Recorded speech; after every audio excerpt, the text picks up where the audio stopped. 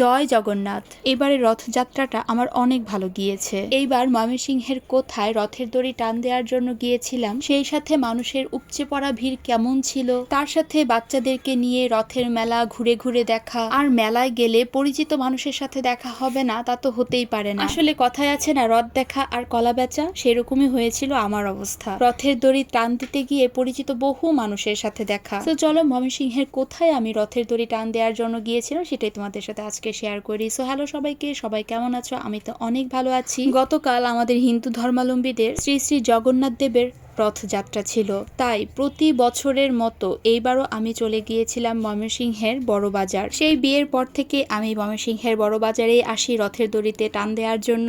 আগে তো শাশুড়ি মার সাথে আসতাম, এখন যেহেতু মা একটু হাঁটাতে অসুবিধা হয়, বয়স হয়েছে, তাই আমি বাচ্চাদেরকে নিয়েই আসি। আর এই যে রথের মেলায় এসেছি, রথের মধ্যে ঘোড়া দেবো না তা তো হতে পারে না, মা বলে দিয়েছে আমার জন্য একটা ঘোড়া দেবে, তাই কলা চিনি বাতাসা কিনে নিয়েছি আর এইখান থেকে ঘোড়াও কিনে নিয়েছি রথে দেওয়ার জন্য। আর ঘুরে ঘুরে মেলাটা দেখছিলাম, আর সেই সাথে এখানে দেখলাম লটকন কলা সব বিক্রি করছে। আর রথের মেলায় গিয়ে সৃজা ত্রিধা তো অনেক খুশি। আমি সৃজা আর ত্রিধাকে নিয়ে গিয়েছিলাম, শ্রেষ্ঠাকে ওর পাপার কাছে রেখে গিয়েছিলাম দোকানে। আর ওই যে দূরে রথের প্রস্তুতি চলছে, রথটা সুন্দর করে ফুল টুল দিয়ে সাজানো হচ্ছে।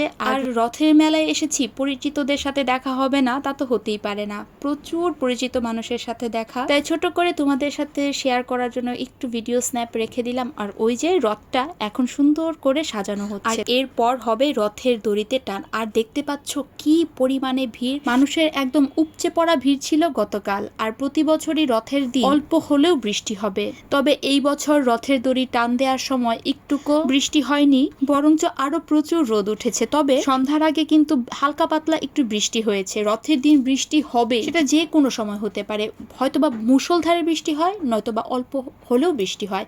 আর এই যে রথের দড়ি টান দেওয়ার জন্য আমরা সবাই দাঁড়িয়ে পড়েছি। কি যে একটা হুলস্থুল কাণ্ড ছিল গতকাল, এই বুঝি রথের দড়ি টান দিয়ে রথের চাকা ঘুরলো, সবাই একদম হিড়িক দিয়ে দড়ি টান দিচ্ছে, মানে একটা যা নয় তা অবস্থা ছিল। তবে খুব সুন্দর করে কিন্তু সবাই রথের দড়ি টান দিয়েছে। এই যে সবাই দাঁড়িয়ে রয়েছে, দেখছেন যত দূর চোখ যায় তত দূরেই কিন্তু মানুষের অনেক ভিড়। বাংলাদেশের জগন্নাথ দেবের রথযাত্রা সবচেয়ে বড় হয় হলো ঢাকার ধামরায়ে, আর বিশ্বের সবচেয়ে বড় রথযাত্রা হয় ইন্ডিয়ার পুরীতে। সেই ছোটবেলায় তখন আমি ক্লাস 5-এ পড়ি, তখন আমি আমার বাবা মার সাথে গিয়েছিলাম ইন্ডিয়াতে।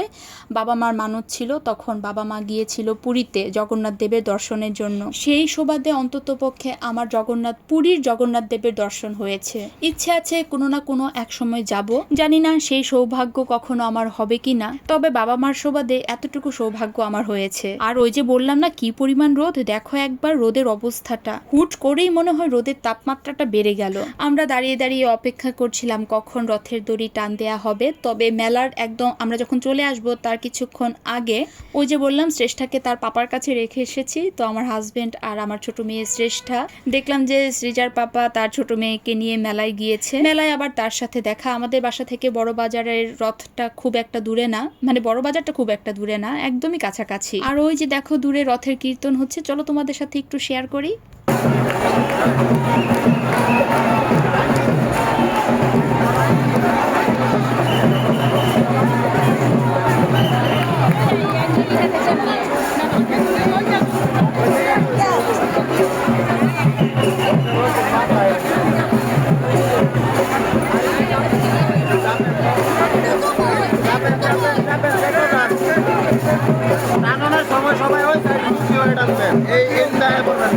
ওই যে রথের দড়ি টান দিয়ে আমি এবার চলে এসেছি সাইডে। এত ভিড় আর এত ধাক্কাধাক্কি, একদম আর আমি ওইদিকে থাকিনি। আর এই ফাঁকে সৃজার পাপা আর শ্রেষ্ঠা এসেছে মেলায়, তাদের সাথে কিছুক্ষণ মেলাটা ঘুরে ঘুরে দেখলাম, টুকটাক জিনিসপত্র কিনলাম। আচ্ছা ছোট করে বলো তো আমার এই ভিডিওটা কারা কোন জায়গা থেকে দেখেছো, স্পেশালি ময়মনসিংহ থেকে কারা দেখেছো অবশ্যই কমেন্ট বক্সে জানাবে। তো আজকের এই ভিডিওটা কিন্তু আমার এই পর্যন্ত। সবাই ভালো থেকো, কারা কারা রথের দড়ি টান দিয়েছো অবশ্যই কমেন্ট বক্সে জানিয়েছো। টাটা।